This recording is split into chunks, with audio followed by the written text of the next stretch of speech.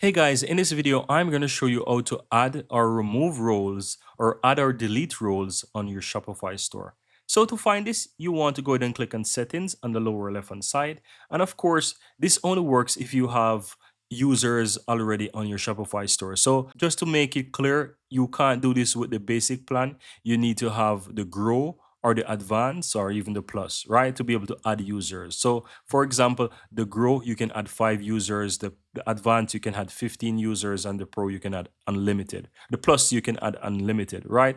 Now, once you go ahead and you want to add or remove roles, you want to click on the users on the left. And of course, here you will be able to add users right here, but go to roles. And from here, you can go ahead and add a new role by simply clicking on add a role, and you can fill in all the details for the role that you want, right?